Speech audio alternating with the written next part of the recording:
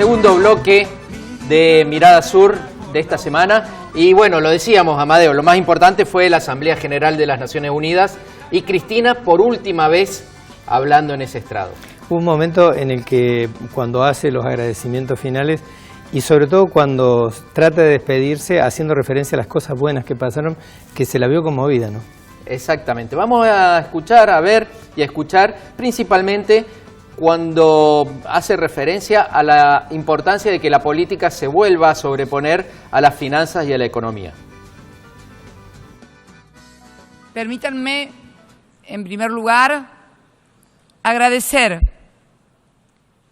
un hecho que fue muy relevante y que tuvo lugar en este mismo ámbito hace pocos días, para ser más exactos, el 10 de septiembre de este año, cuando la Asamblea, por 136 votos positivos, decidió aprobar los principios rectores, los principios básicos para la reestructuración de las deudas externas de los países.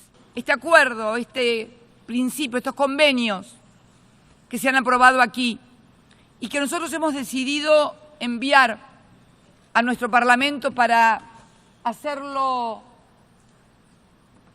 un instrumento de orden público, una ley de orden pública que rige el ordenamiento interno de nuestro país, tuvo su origen en el default que la Argentina tuvo en el año 2000, el default más grande soberano de la historia. Pero Argentina pudo reconstruir su economía, su sociedad, cuando la política volvió a tomar el comando de la economía. Bueno, ahí estaba la presidenta argentina hablando de el logro argentino en cuanto a las reestructuraciones de deudas soberanas. Estamos con Carlos Juárez Centeno, el doctor Carlos Juárez Centeno, que es el director de la Maestría de Relaciones Internacionales del Centro de Estudios Avanzados de la Universidad de Córdoba. Gracias por venir, doctor. No, al contrario, gracias, Mariano, por invitarme. Bueno, queríamos tener una voz autorizada para ayudarnos a entender esto, porque creo que es una de las la instancia más democrática dentro de Naciones Unidas, ¿no? No, sí, obviamente, porque la Asamblea, cada país es un voto, y es la parte más, digamos, es el organismo dentro de Naciones Unidas, o la agencia, para hablar con mayor propiedad, con mayor posibilidad de discusión, de votaciones democráticas.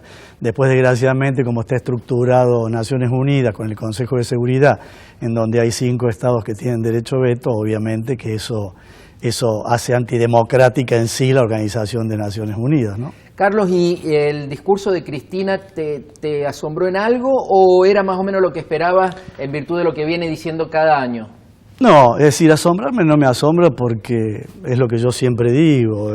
Creo que de la política argentina uno puede estar de acuerdo o no con este gobierno, con la ideología, con algunas cuestiones, pero el nivel de estadista que tiene Cristina a nivel de la política nacional creo que va a costar mucho sustituirla. Es decir, si uno ve los 3 candidatos que pueden llegar a ser presidente de la República Argentina y se los imagina hablando en Naciones Unidas, obviamente no van a poder hacer un análisis, salvo que lean obviamente algún paper que le preparen los asesores, hacer un análisis de la política internacional, del tablero, de las estrategias, como hace la actual presidenta, va a costar. Inclusive creo yo que de todos los presidentes de la democracia al día de la fecha, es la presidenta que mejor ha ocupado el rol internacional, que esa es otra de las cuestiones que por ahí la oposición y ciertos medios masivos, ¿no es cierto?, arguyen de que Argentina está aislada del mundo, que Argentina está separada del mundo. Es decir,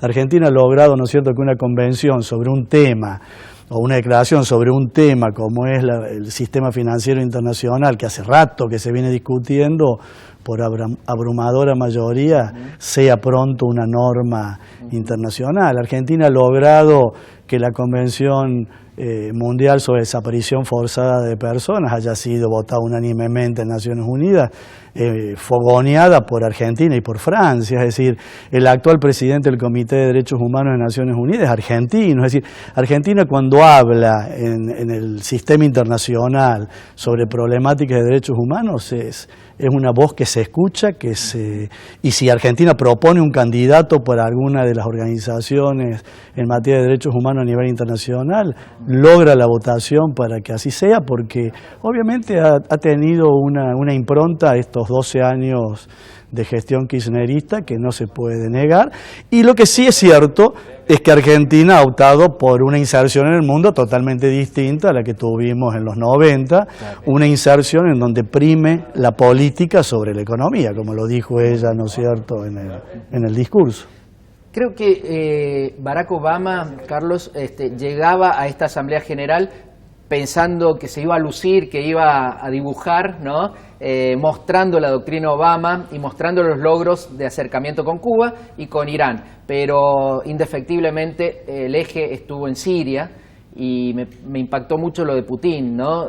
Diciendo claramente nosotros vamos a intervenir y vamos a intervenir en favor del gobierno sirio, ¿no? Es que yo creo que ya la división se planteó en la cumbre de los 20 en San Petersburgo, ¿no es cierto? Es decir, donde Putin junto con 11 de los de G20 lograron que Estados Unidos no invadiera Siria, y eso sigue firme, y también sigue firme el rol que yo creo de una manera ahí más disimulada, pero que la ha tenido también, es el Papa, ¿no es cierto? El Papa hasta por ahí se dice que Cristina cuando va a San Petersburgo a la cumbre, antes pasa por el Vaticano.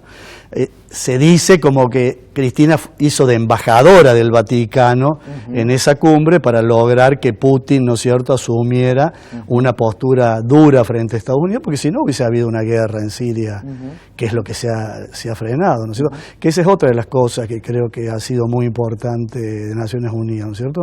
El rol del Papa, no solamente por la visita a Cuba, sino por todos los logros que está teniendo y por las cuestiones que toca. Es decir, él va y habla en Corea del problema de las dos Coreas, él habla en Medio Oriente del problema de Palestina y de Israel, él va a Estados Unidos y les dice en la cara lo que tiene que decirles, ha logrado, ¿no es cierto?, este acercamiento entre Cuba y Estados Unidos, ha logrado, porque eso tampoco él quiso ser partícipe, pero la paz o la posibilidad de la paz entre la FARC y el gobierno colombiano justo se estaba dando cuando él fue de visita, inclusive quisieron anunciarlo con él y él dijo no, anúncienlo mañana cuando yo me vaya. Es decir, está demostrando que es un papa, ¿no es cierto?, que, bueno, como él ya lo dijo, se mete en el barro. Se mete en el barro, y por otra parte, él ya lo dijo, es decir, él sostiene su teoría que estamos asistiendo a un inicio de una tercera guerra mundial con focos aislados, y él trata, ¿no es cierto?, de desactivarlos. Exactamente. Te propongo que veamos lo que decía Obama con respecto a esto de cómo se va a actuar en contra del Estado Islámico. Estados Unidos está dispuesto a trabajar con todo país, incluidos Rusia e Irán, para resolver los conflictos. Pero debemos reconocer que tras tanto derramamiento de sangre, tanta matanza, no podemos volver al status quo de antes de la guerra. Este trabajo va a llevar tiempo y no tiene respuestas fáciles, ni la situación de Siria, ni los cambios acaecidos en gran parte del Oriente Medio y el norte de África. Dicen que en Rusia ya están previendo que un eventual gobierno republicano después del 2016 va a empeorar las cosas. Yo te quiero preguntar, Carlos Juárez Centeno, ¿qué deja Obama? ¿Realmente hay una doctrina, hubo un giro en la política exterior de Estados Unidos o no tanto?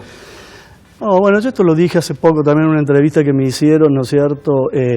Si uno ve cómo lo recibe Obama al Papa, cómo lo miraba él embelesado, y ahora que se ha vuelto, ¿no es cierto?, aún no siendo católico, parece un católico más, obviamente Obama está de retirada, ya se está yendo, él va a querer dejar, ¿no es cierto?, una imagen internacional mucho mejor de lo que fueron sus 8 años de gobierno. Ahora, Obviamente, si uno lo compara con lo que fueron los 8 o todo el periodo republicano entre padre, hijo y Espíritu Santo, podríamos decir, ¿no es cierto?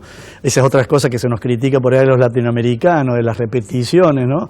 Es decir, un norteamericano que en el año 2000 tenía 40 años, había sido gobernado por un Bush o había sido gobernado por un Clinton, es decir, y después critican, ¿no es cierto?, a Venezuela o critican a la Argentina, o bueno, o en Alemania, ¿no es cierto?, que Angela Merkel va a estar 16 años en el poder, o Helmut Kohl que los tuvo, ¿no es cierto? Pero bueno, volviendo a esto, yo creo que él quiere dejar una imagen internacional más potable, pudo poco hacer, tampoco nos olvidemos que Estados Unidos es un país hegemónico, es un país imperial, y por lo tanto mucho de esa carga está en la política exterior norteamericana, gobierne un republicano o gobierne, ¿no es cierto?, un demócrata.